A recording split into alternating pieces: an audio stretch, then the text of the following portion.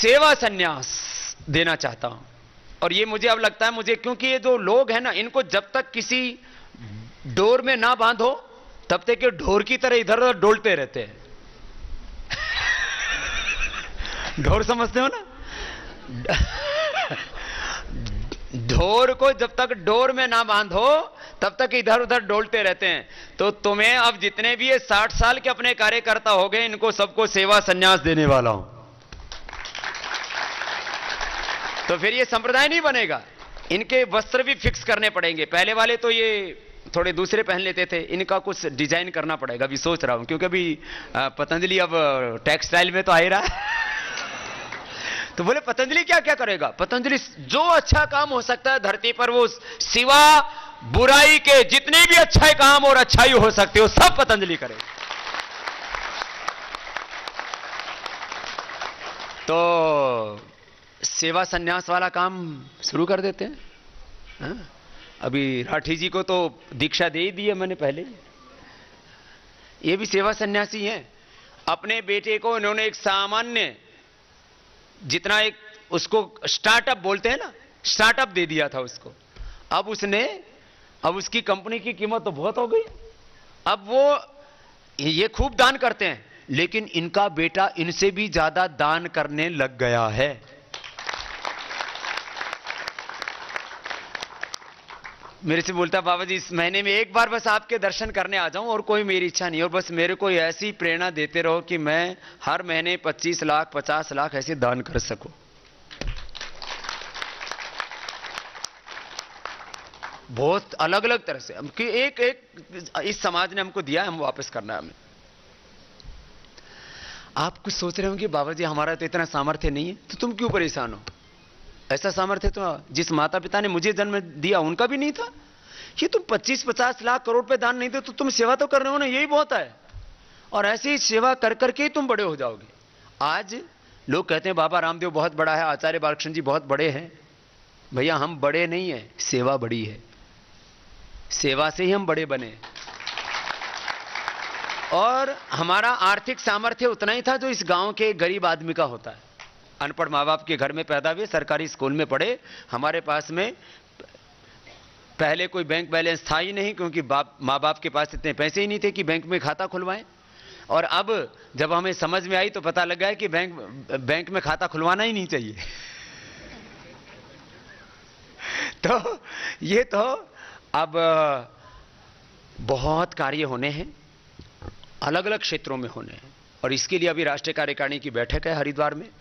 उसमें हम पतंजलि योग समिति को योग के अलावा और भी जो सेवाएं चल रही हैं उसमें उसकी क्या भागीदारी होगी, शिक्षा से लेकर के, स्वास्थ्य से लेकर के, अनुसंधान से लेकर के, कृषि से लेकर के, ग्रामीणों से लेकर के, गांव के डेयरी से लेकर के, जड़ी बूटियों के उत्पादन से लेकर के, कृषि के उत्पाद से लेकर के, कितने काम हैं। पतंजलि योग समिति, महिला पतंजलि योग समिति, भारत स्वाभिमान, युवा भारत के युवाओं को, हजारों लाखों युवाओं को तो युवा भारत के माध्यम से नौकरी देनी है हमको पूरे देश में। लाखों युवाओं को, कितने काम है।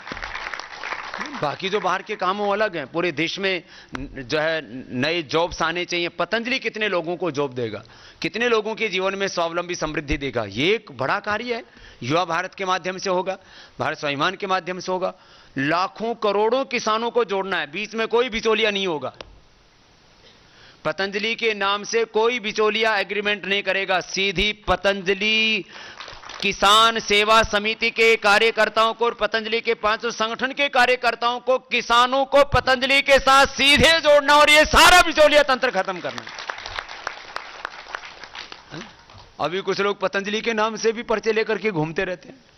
हम पतंजलि के लिए एग्रीमेंट करेंगे, पतंजलि सीधा एग्रीमेंट करेगा, कोई बिचौलिया पतंजलि के बीच में पूरे हिंदुस्तान में कहीं नहीं रहेगा। तो ये बड़े काम करने हैं। ये बड़े काम कौन करेगा? आप बड़े का बात बोलो तो आपको बहुत अच्छे लगते हैं। बड़े काम हम सबको मिलके करने हैं।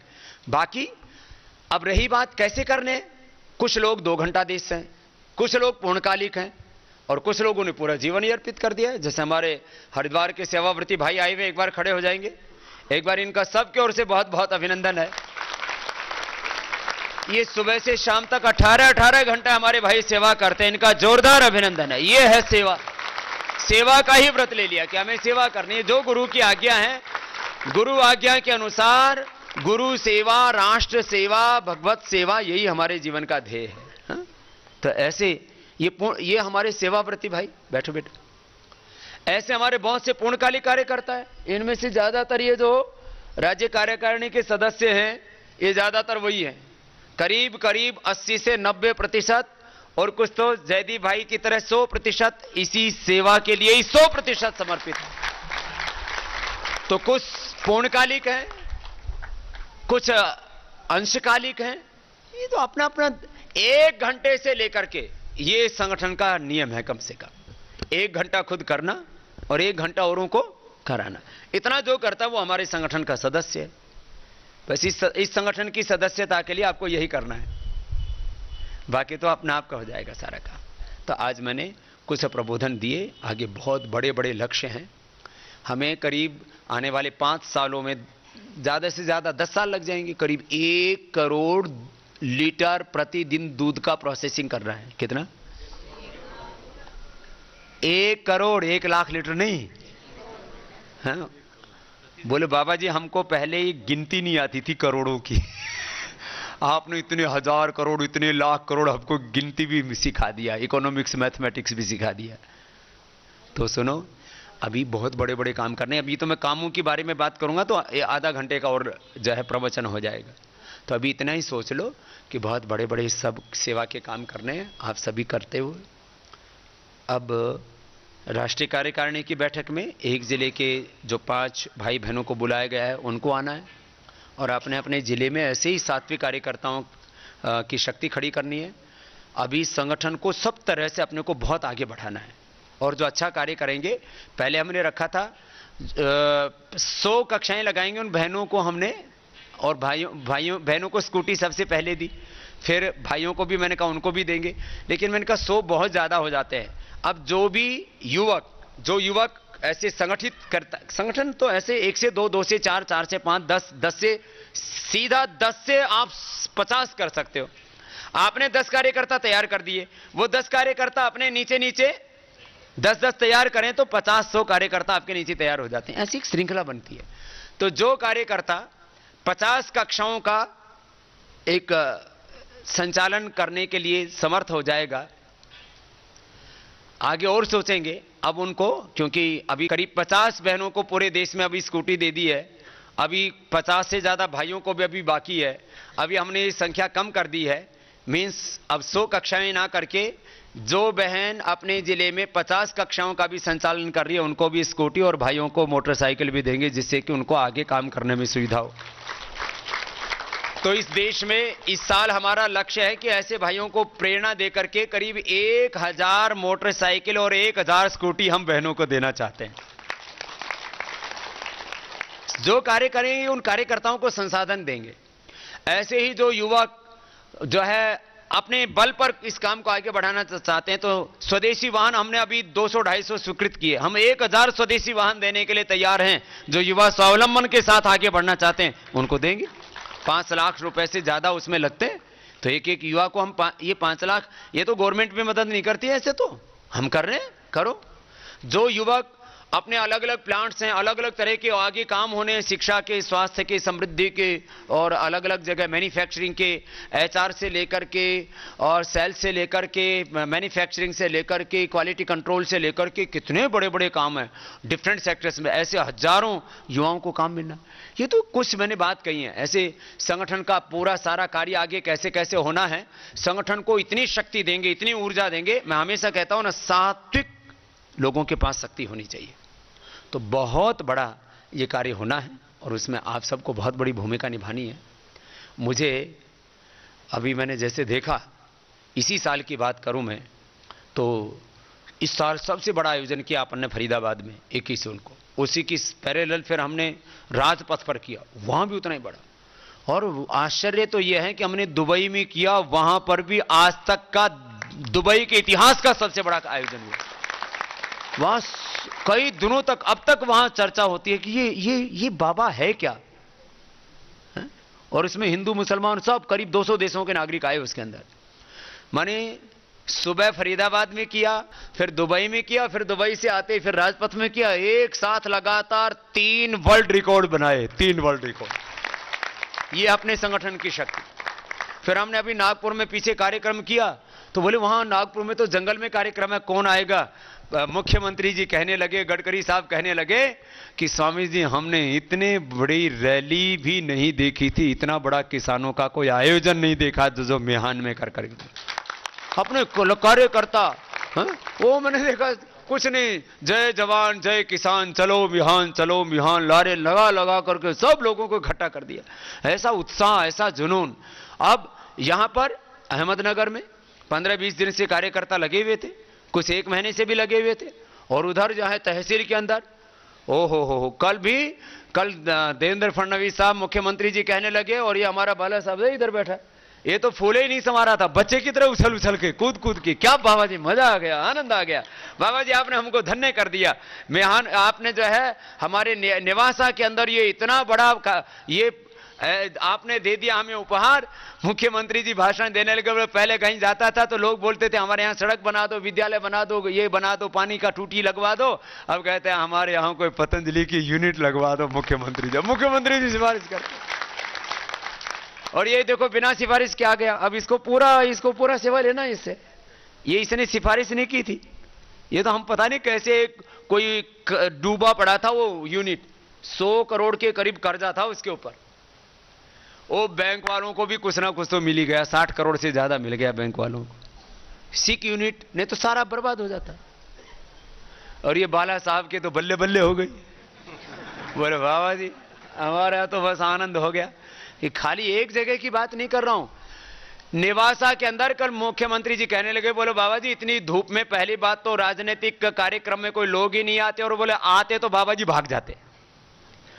बोले ये मैं देख रहा हूं 1.5-2 घंटे से यहां लोग चिलचिलाती धूप में बैठे हैं, ये देख करके लगता है आज भी हमारे ऋषियों का तप अक्षुण्ण है।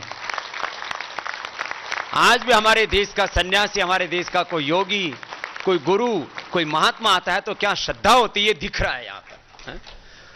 वो कल बोलने लगे, बोले आज तो मुख्यमंत्री इतने जोरदार बोले।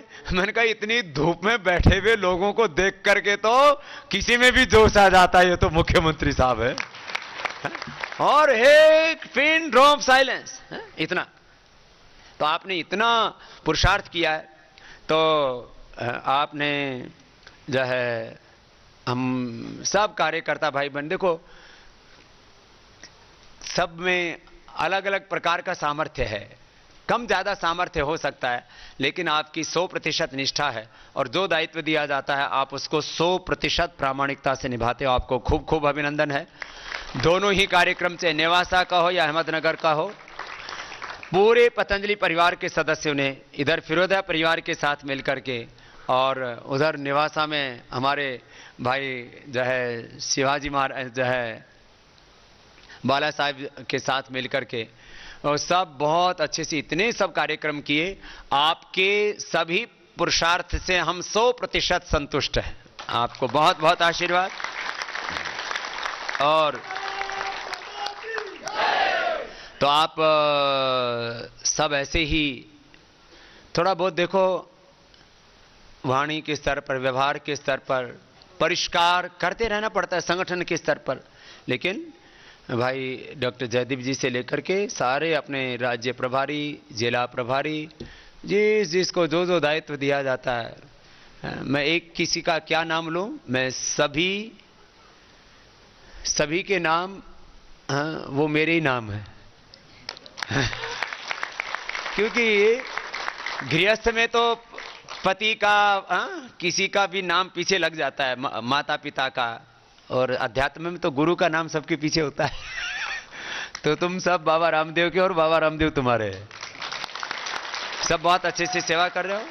मैं एक बार पुनः छायाताई फिरोदिया जी को, ये तो हमारी मातृ स्वरूपा ही है, तो एक बार हमको हिंदी में माँ बोलने की आदत पड़ी हुई है, आप लोगों को जैसे ताई बोलने की आदत पड़ी हुई है, तो आई ताई माई जो भी है, तो आई माई हमारी छाया ताई, उनको एक बार सबकी ओर से बहुत बहुत प्रणाम, माँ की श्रद्धा को, माँ की भक्ति को। और आभार ज्ञापन तो माँ के उपस्थिति हमारे लिए बहुत बड़ी दिव्यता है। नमस्कार।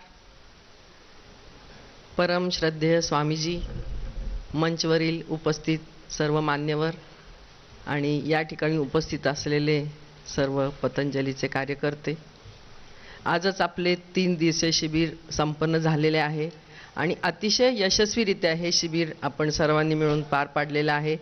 प्रतिसादही आपल्याला खूप चांगला मिळालेला आहे। जेव्हा 10-12 दिवसापूर्वी मला कळलं की 15, 16, 17 नोव्हेंबरला नगरमध्ये शिबिर आहे, तर थोडंसं टेन्शन आलं होतं की हे कसं काय होणार, इतका मोठा कार्यक्रम आपल्याला घ्यायचा आहे आणि स्वामीजी म्हटले तर खूप लोक येणार, तर कशी काय व्यवस्था करणार। परंतु सर्वांच्या सहकार्याने, विशेष करून पतंजलीच्या कार्यकर्त्यांच्या सहकार्यामुळे हे शिबिर अतिशय चांगल्या पद्धतीने पार पाडले। कुठलाही कार्यक्रम घेतला तर त्याला 2 बाजू असतात, एक आर्थिक बाजू आणि दुसरी मॅन पॉवर, आणि पतंजलीच्या कार्यकर्त्यांच्या रूपाने ही मॅन पॉवर मला खूप मोठ्या प्रमाणात मिळालेली आहे आणि त्यामुळेच हे शिबिर आपले यशस्वी झालेले आहे।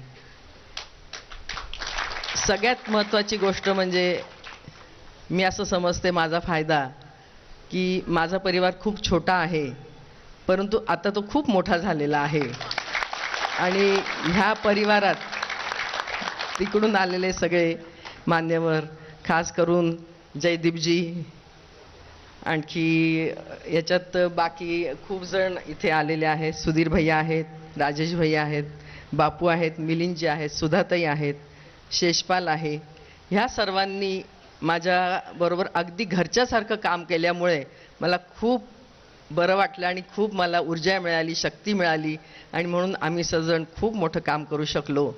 नगरच्या कार्यकर्त्यांनी, विशेष करून बाळासाहेब निमसे, अविनाश ठोकळ, मधुकर निकम, केवलकृष्ण कनोजिया, पवन परीख, अप्पासाहेब सप्रे, दिगंबर रिंदे आणि कल्पना ठोकळ यांनी खूप ही बाजू उचलून धरली, अतिशय मेहनत केली आणि सर्वांच्या ह्या प्रयत्नातूनच हा खूप मोठा कार्यक्रम आपला यशस्वी झालेला आहे। स्वामीजींचे आशीर्वाद खूप मोठ्या प्रमाणात आम्हाला मिळालेले आहेत। ते घरी आल्यामुळे नगर शहर तर पावन झालेच आहे, परंतु माझं घरसुद्धा खूप पवित्र झालेलं आहे।